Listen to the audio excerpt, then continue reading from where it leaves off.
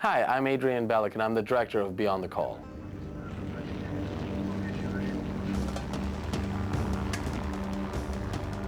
Beyond the Call is a documentary about basically three guys who travel around the world to war zones delivering humanitarian aid. And they're average guys who do extraordinary things. They're in their late 50s, mid 60s, when most people around that age are fly fishing or whatever, hanging out somewhere. These guys get together and call each other up and say, did you hear what happened on the news? Do you see what's going on in Rwanda or Pakistan or Burma or anywhere else in the world? Let's go. And I spent the past 4 years traveling with them on their missions. Their whole idea is to go out as close to the front lines, as far into the hot zone as possible, as the wars are happening, and keep people alive. Probably 4 miles away, they're bombing. They were our bombs, B-52 bombers. But the situation was there, and the people needed help, with or without 9/11.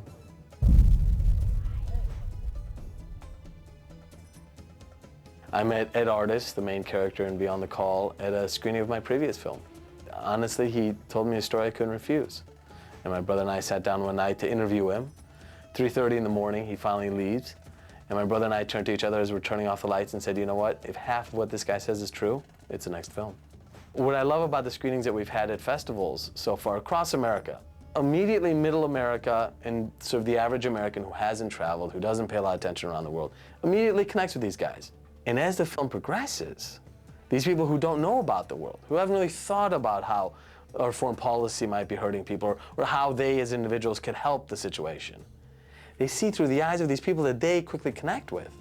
Now, conversely, we have had some problems screening, in the more liberal parts of the country, San Francisco, Manhattan, different places like that, where there are some people who are sort of put off by the characters, and that's fine.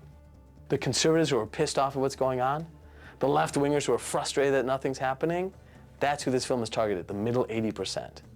And to those middle 80%, the film has been extremely successful.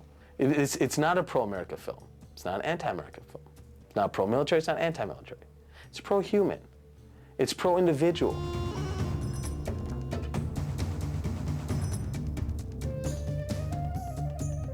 There's two scenes that made it into the film that are some of the most poignant moments, and actually brings me great joy when I'm able to share that with an audience and it resonates with them. One is, and it's a very simple shot, after they have delivered all this aid in Afghanistan.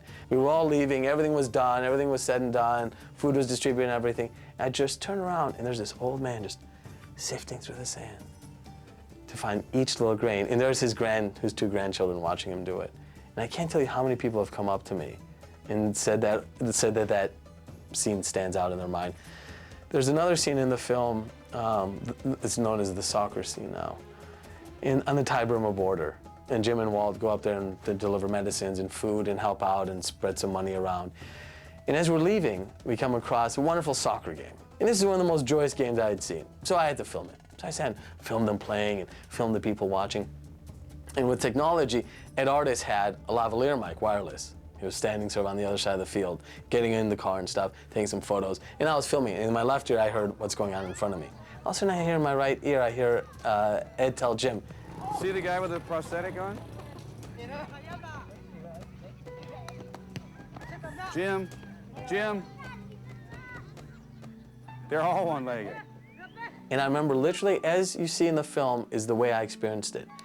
Everything went in slow motion, and I just started to observe that indeed every single person there had a prosthetic leg on, all lost to landmines, and it just took the experience to really an existential level, where the joy was now universal that I experienced with these people. What I hope that people come out of this film is that it's inspiring to people. Very often documentaries about war, suffering, humanitarian aid leaves one feeling very kind of down or guilty. Or they sort of throw their hands up and say, well, what am I going to do about this problem? But in Beyond the Call, because these characters are your next door neighbor, your FedEx guy, your milkman, your postman, your uncle, these are the guys that you would see every day. But they're placed in an area that you would never dream of going. And what I hope that this film does to people is personalize it and personally empower people that they can do whatever they want.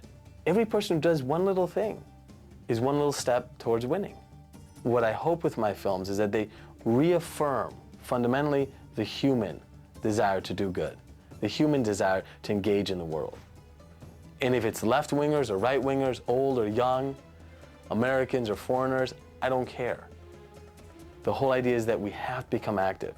We have to engage with the world.